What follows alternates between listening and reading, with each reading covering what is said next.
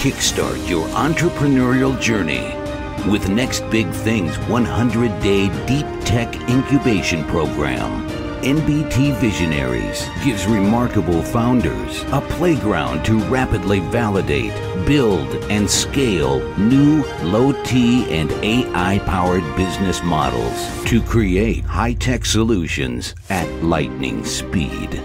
NBT gives you a chance to co-found your solution with runway capital, tailored guidance, top-tier talent, hands-on support, industry partners, and more. Be part of the next batch and apply by the 15th of January with your B2B tech idea to take off with us towards Industry 4.0.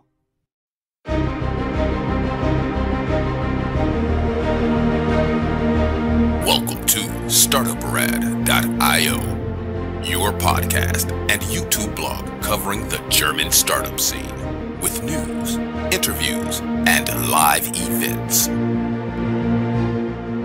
Hello and welcome everybody. This is Joe from Startuprad.io, your startup podcast and YouTube blog from and for the German-speaking startup scene. Today I'm bringing you a bonus episode on the 26th of December 2022. And I would like to welcome Antonio to our bonus episode as our subject matter expert. Hey, Antonio, how are you doing? I'm doing okay. How are you? I'm doing good as well. By the way, good afternoon to Singapore because you attend us from there. As always, I add a little bit context to this.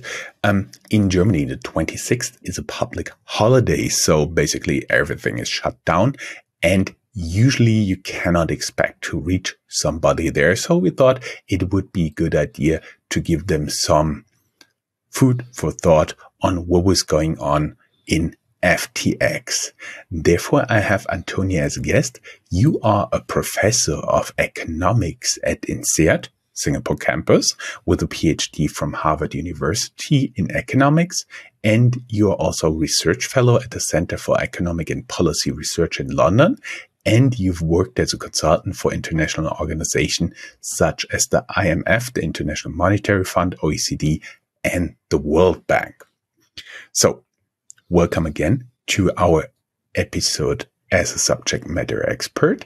And we would like to talk a little bit about FTX, exploring a little bit what we know. I'm sure within the next, let's say 5 years, a lot more details will pop up. And maybe we are wrong with a little bit what we are saying here, but we can only talk about what we know so far.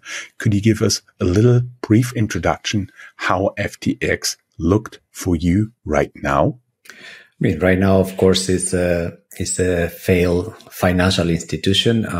They entered bankruptcy. It's in many ways a classic case of a financial institution going bad, a combination of poor management and, from what we know today, possibly fraud as well. I think what is special in this case, what is different from others is, of course, FTX lives in the crypto world. It's a cryptocurrency exchange together with other associated financial institutions that do things like being a hedge fund, but mostly it's a cryptocurrency exchange. And because it was one of the main cryptocurrency exchanges, it is not just one more story of something failing. I think it's a moment of maybe a wake up call for people in this world, or all of us. And we're all asking questions. Was there something special? Was there something that was special because this was a cryptocurrency exchange and not a regular bank or a regular hedge fund? Mm-hmm. As you say, a regular bank or regular hedge fund, because maybe somebody is seeing it from the outside, having no background in financial services. For them, it all looks the same, but a crypto exchange is something really, really different from a regulated exchange, let's say NASDAQ or New York Stock Exchange in the US or Deutsche Börse here in Frankfurt, right? Yeah, I mean, it's very hard to talk about what a regulated cryptocurrency exchange is because there's not clear model for regulation of these exchanges. FTX mostly was doing business outside of the US in the Bahamas, where regulation is very lax and nothing compared to what you see in Germany or in the US or in Singapore, where I live. There was an arm of FTX that was called FTX.us that was sort of regulated, but it was not regulated in the standard way. For example, it was not regulated by the SEC. And the regulation that it had, it was not at all comparable with the regulation that you would have for a regular exchange. So there was an element of regulation, at least in part of it. But again, that regulation was minimal compared to what you would think an exchange. And in addition, a broker, because they're not just an exchange, they also operated as a broker should have. And again, that's something that, of course, we're revisiting as we speak, which is what is it that we should have done differently? What is it that we should do better going forward? For our audience out there, as you said, a regulated financial institution is something completely different. They have to post a lot of collateral. When they have deals going on inside the stock exchange, they usually have a central counterparty. Both sides have to post collateral where you cannot use your own created tokens and stuff like that. So there's a lot more to this. It goes down to some regulations on how you have to do some businesses, and the authorities can send somebody in, an auditor, and they audit if you really stick to those regulations. And if you really, really want to see an executive in a German financial service company sweat, tell them such an audit is coming, and they can be really tough. And as we said, that only holds true for regulated financial institutions, and it did not hold true for the cryptocurrencies, for the crypto exchange here. Is there, who actually regulated FTX US when it was not the SEC? Again, I think what happens in the US, that there's a multitude of organizations, agencies that are involved in regulation. Some of them operate at the state level, not at the federal level. Again, that is an issue. That is an issue that is well known for anyone who studies regulation in the US. We understand that it's not at all ideal, but it is what it is. And for regular institutions, we found, if you want an equilibrium, that works. So clearly the way these things are done should be a lot more centralized at the federal level and not at the state level. But because the US is obviously a decentralized country, you have these sort of weird agencies that operate at different levels. So FTX US was partially regulated at the state level, partially at the federal level. Clearly not ideal. But what is fundamental is, at the end of the day, the level of transparency, the ability of having an audit that reveals some of the weaknesses of the institution or their balance sheet, the way they present products to customers, to what extent they're subject to certain requirements to be clear and not lying about the products they offer. So clearly all those standards were so much weaker than the ones you would find in a typical broker or exchange. And that was the reality of how it worked. I think we've all been a little bit too lax when it came to crypto exchanges or cryptocurrencies, crypto tokens in the last years, because there was a sense that there was a need to leave them some space to innovate. So we cannot put the same constraints as we put in the traditional institutions. Now, I always felt that was a mistake, because I was always concerned that something like this will happen, or something that might be bigger than what we've seen so far. I assume by now regulators have a very different view on what needs to be done with these markets, because now they realize these markets can be as volatile or more than regular markets, and they're large. And there's investors who lose money that they don't deserve to lose money, and they should be a lot more protected. Mm-hmm. It's a lot. You're hinting at a lot of the regulations you have in Europe, in the US, to protect the small investors, like the people who cannot stomach losing 10, 15, 20,000 euros. Yeah, I would agree to that. And since those institutions are not really regulated that much, do you think on the side of the FTX investors, the investors working with them, did they slack a little bit on doing their due diligence there? I mean, this is an area where I'm fascinated of how little due diligence they must have done. I mean, when you hear the names, some of the people who funded FTX, it's even more surprising because these are all big names. I mean, there is, for example, a big fund in Singapore, which is a government fund, which is called Temasek, that has a massive amount of funds. And they had invested, I think the number is somewhere around $300 to $400 million in FTX. They just had to write off.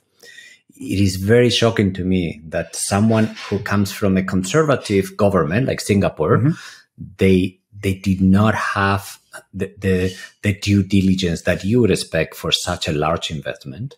Because now that we know all the details, there was no board around FTX. It was just a couple of individuals making decisions using tools that were very primitive, like an Excel spreadsheet to record some of the biggest transactions in the fund. And clearly there was no CFO. And this is something that it could have been known just by asking the question, who's the CFO? What is the board? So it's very hard for me to understand what the due diligence was, because again, to me, it feels obvious. I mean, I'm an academic. I'm not a hedge fund manager, a fund investor, but you would think that the minimum set of questions you would ask is something about governance. You cannot just trust one person that might come across as very smart or very innovative. You need processes. And it's to me shocking that so many millions went into this institution without that due diligence. You've been talking about the a board here.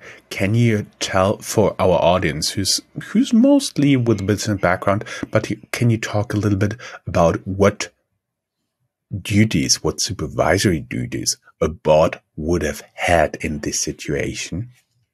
I mean, there are boards that work and boards that don't work. So a board doesn't guarantee that everything's going to work. But a board, the idea is to have some checks and balances. So if you are the CEO of a company, there's someone who's sort of looking at what you're doing, that is sort of setting some objectives, that is making sure that things are doing right. Of course, as long as the board is independent, you could imagine those checks and balances would be effective.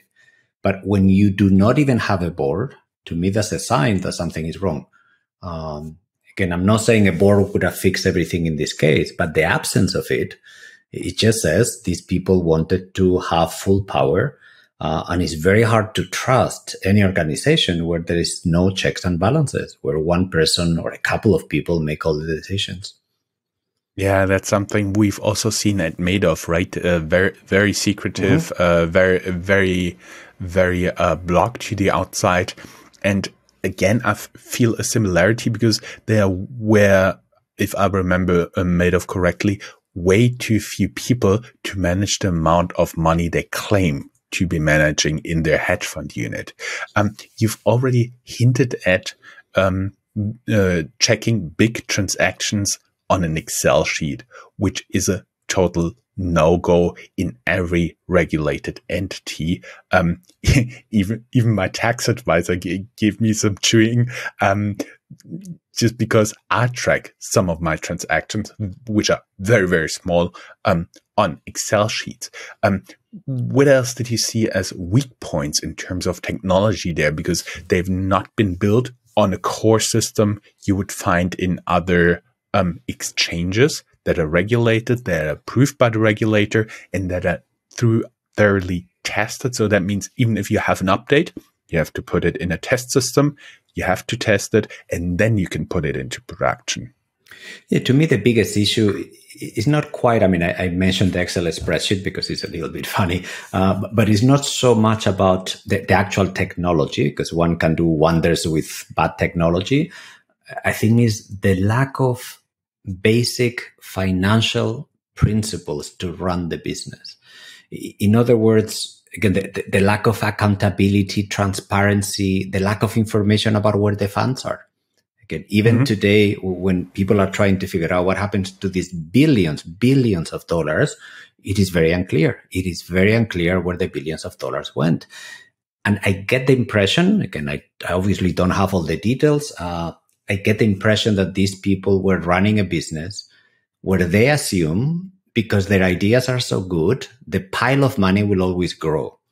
And because the pile of money will always grow, even if I lose track of a few millions or billions, I'll have enough to pay back whenever someone asks for it. Again, that's a little bit the impression. It just feels this is a no-brainer. We're always going to be bigger. We're always going to grow the pie. So it doesn't matter if we lose a few millions here and there, whether I give a donation to someone, whether I lend money to someone else. At the end of the day, we just have so much cash that it doesn't matter. Now, of course, that is a really bad assumption, and exposed it turned out to be a big disaster because there were holes in the system that, according to what we know today, these people were not aware of. And because they were not aware of, they kept betting their house on the same proposals. And at the end of the day, of course, the hole became so big that they couldn't function anymore. Mm-hmm. Yeah, I heard some stories from people working on non-regulated software, and then when they shifted to regulated software, they uncovered a lot of problems. You hear some stories when you're a financial services consultant there. You've been talking about the lending there and the hedge fund. Right now, it looks like it was very unclear between the FTX, the exchange, the broker, and their hedge fund called Almadea Research. It's also, so far as I know, unclear how much money is left in this fund. Yeah, it's unclear to everyone, including to themselves. I mean, of course, there was a little bit of a sort of chaos at the time where Sam Bankman-Fried resigned and his new CEO had to take over, because there was these sort of rumors and some observations that some money was sort of disappearing. I mean, some money was hundreds of millions of dollars, and it wasn't clear whether that was the new administration trying to protect some of this money or someone just stealing that money because they had access to it. So I don't think there's an answer to that. I think there must be some information in the hands of the new CEO, but I'm sure they don't want to reveal it because they're doing all the investigation. But clearly, what happened between FTX and Alameda Research is just a classic case of not keeping the right Chinese wall between the two businesses. Clearly, both businesses were run by the same people. They're trying to deny. They say, no, I didn't know this or that. But all the evidence points to the direction that all these different institutions were just for the sake of sort of theater, just to pretend that they had these different functions. In reality, as I said before, to me, this looks like a pile of money. They play with it, and some of this money was not theirs, was their customers, of course. And because they had the assumption that it will always grow, that they felt superhuman. They thought it doesn't matter. It doesn't matter how many mistakes we made here and there, because there will always be more to pay back our customers. Again, that sounds a little bit crazy when I say it like this, but that's to me what this business looked like. Sorry, I just had some talking points when you've been talking, and you just need to write them down. First, we should again pick up the people who don't have any background on financial regulation. What you refer to Chinese wall is not like a brick and mortar wall. It's actually a way of regulating. For example, if you have a big investment bank and there's an M&A banker talking to a trader, hey, look, company A is going to buy company B pretty soon. And company A, the value goes down, company B, the value goes up. So the trader can establish their positions. That may have been okay in the past, but at least since the 1990s, I do believe that's completely forbidden. And the regulation enforced there that they cannot talk to each other about those deals that are called Chinese walls. So if you hear Chinese walls, could be something different than a brick and mortar wall. I also read once that there's a saying that recessions uncover what auditors don't. I realize that the downhill race of the cryptocurrencies triggered the FTX collapse. One understanding I took from it was that a lot of those positions may be in one of the legal entities. We are now pretty sure there was a big mix-up, have been collateralized with either those cryptocurrencies or with their own FTX tokens.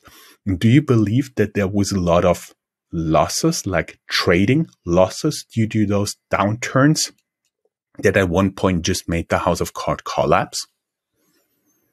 I mean, for sure. I mean, this world has been running on the idea of, again, all these tokens are going to go up in value always. Again, obviously there's many tokens out there, but there's sort of a general belief that this sector was on its way up.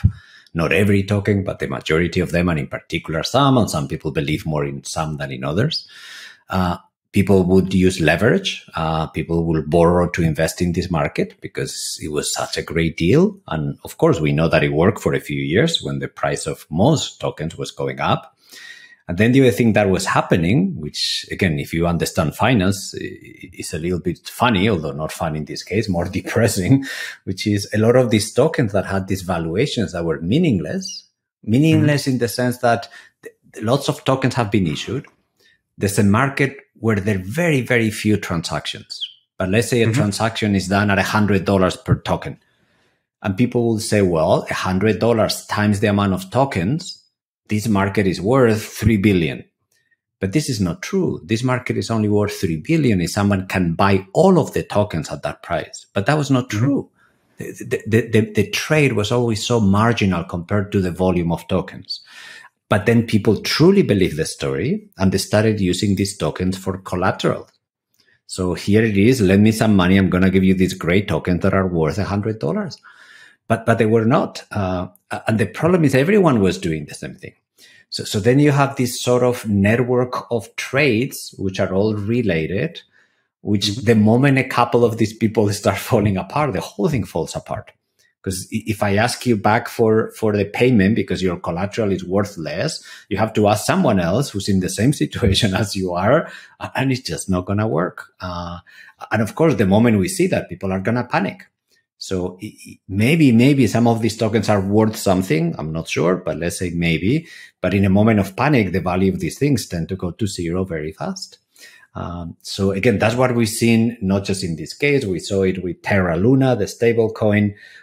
We've seen it in other exchanges. We might see a little bit more of this in other exchanges. I don't think we're done. I think that there's still a lot of this hidden in other places.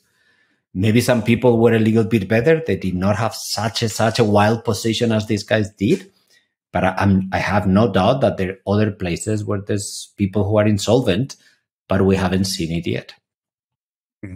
I also do believe that we will see a few more, maybe small scale, maybe big scale insolvencies, implosions, however you want to call it, in the crypto space until the point where the global economy gets out of the recession, gets out of the corona, of the supply chain funk that we are now in, the increasing inflation. And when the economy is picking up, most of the crypto players that will be still standing, I personally do believe will be good.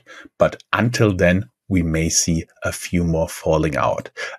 But remember, I mean, not to disagree too much, but remember that when these tokens were launched in 2008, with Bitcoin 2009 being the first one, the main argument was these are tokens that will sort of compete with the traditional system, with the traditional currencies. In particular, in a financial crisis, this will be the place to go. In particular, when there is inflation, these are the tokens that will give you the best return. So here we are in a crisis with inflation. And what do we see this market disappearing in front of us?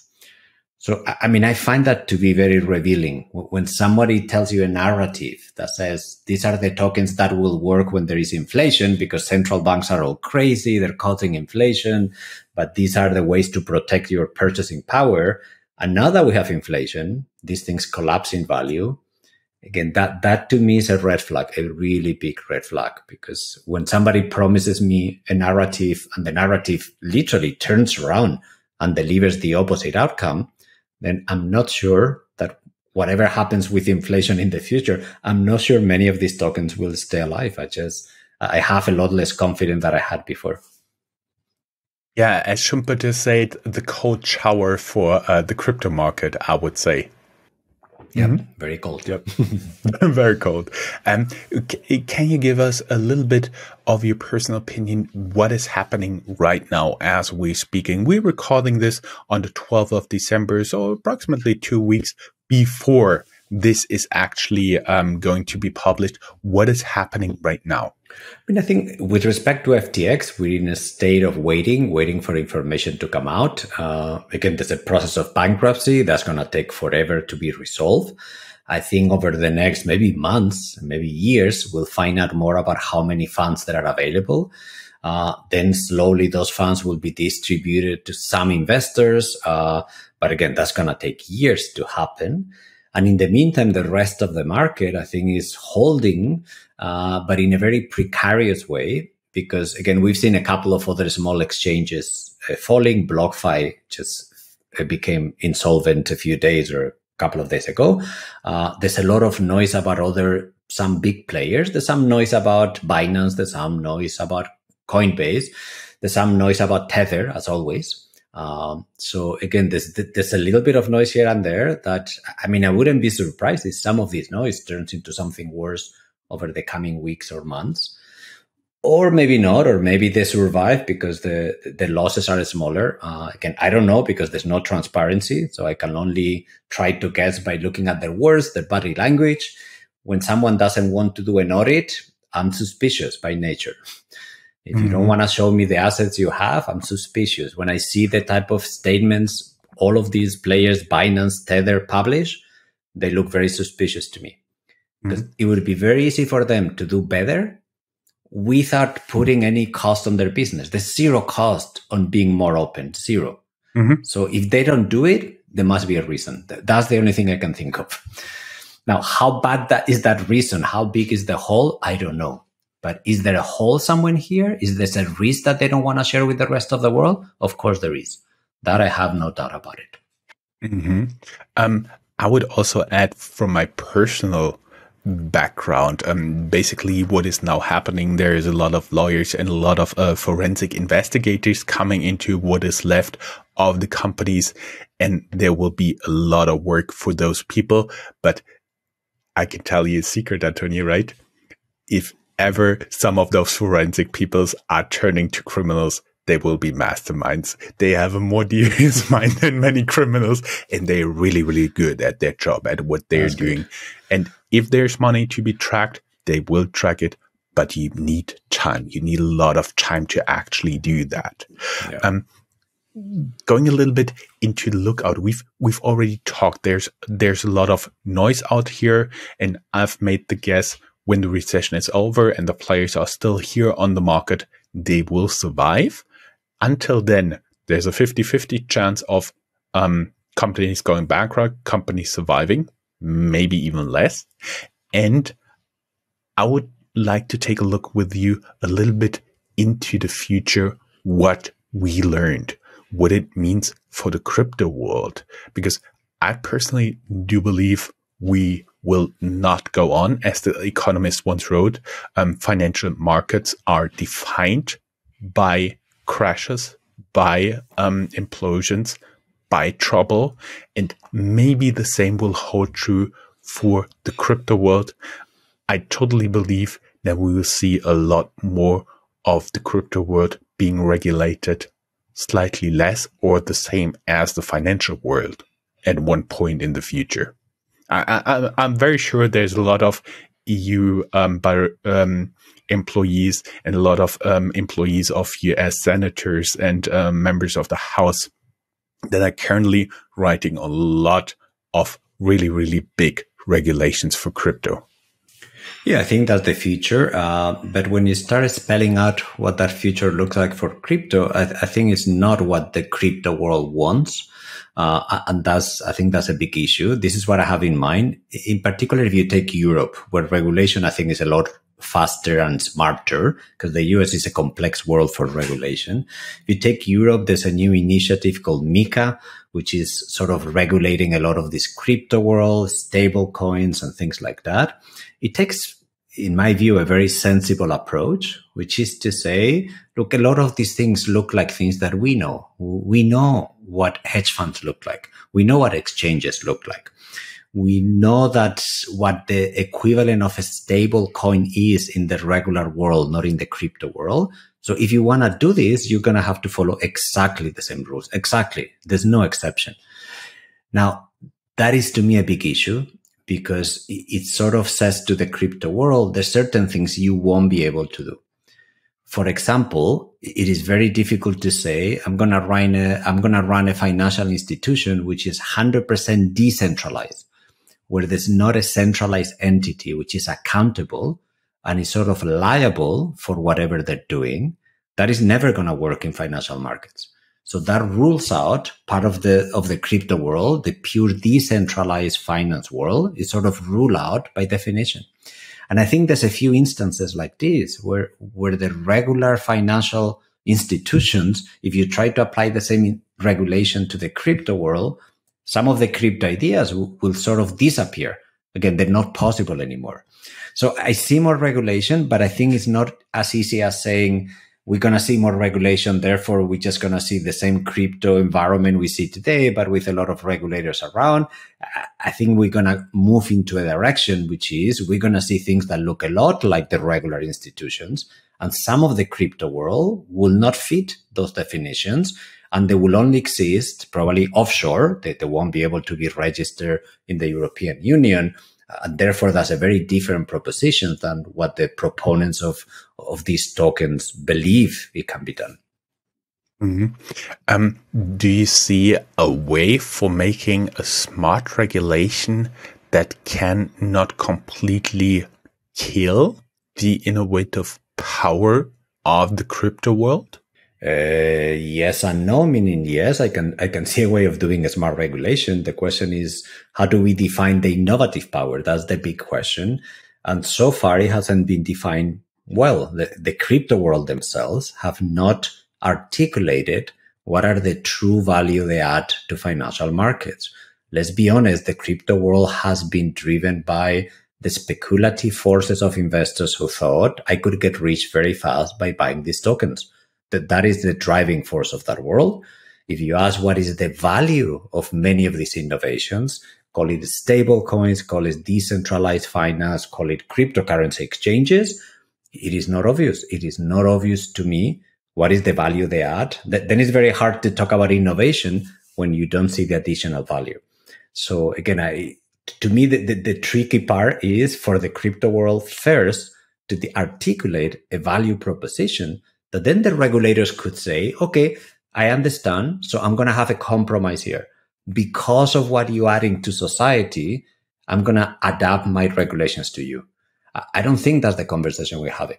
I think the conversation we're having is you're doing the same thing as everyone else. You just give it a different name. You use different processes because you want to hide and in some cases be fraudulent. The regulator says, I'm not going to allow you to do this because I don't see the additional value in trying to tweak the regulation to what you're doing. Mm-hmm. Yeah, I also see that. Yes, the value added, what would they really innovate?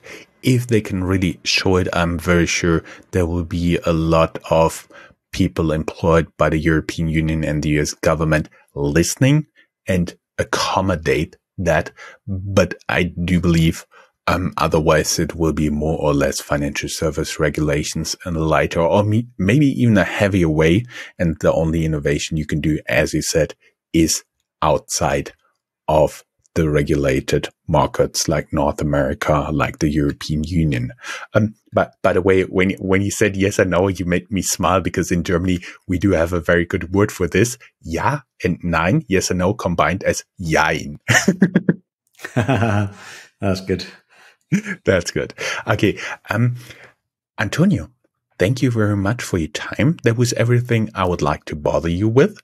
Maybe we get the opportunity to get together anytime the next year, 2023, and hopefully have a discussion on what has been going on with FTX, with the crypto world since. Of course, anytime. Anytime. Great. So it's just wishing our audience Merry Christmas, Happy Holidays, Happy New Year, Frohe Weihnachten und einen guten Rutsch. You want to contribute in another language? ¿O me? Yeah. Feliz Navidad, felices fiestas para todo el mundo. Muchas gracias. Thank you very much. Nada. My pleasure. Thank you. Have a good day. Bye-bye.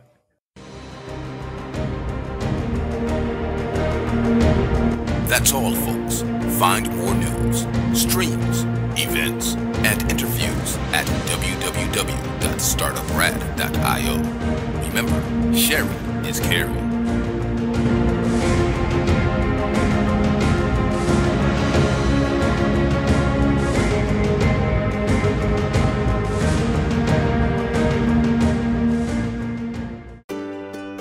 When you're an entrepreneur with a great idea, it can be daunting to find funding. Startup Raven takes the process out of your hands by helping entrepreneurs connect and learn about potential investors all in one place, without any long-filled forms or 1,000 questions. Sign up for early access at startupraven.com.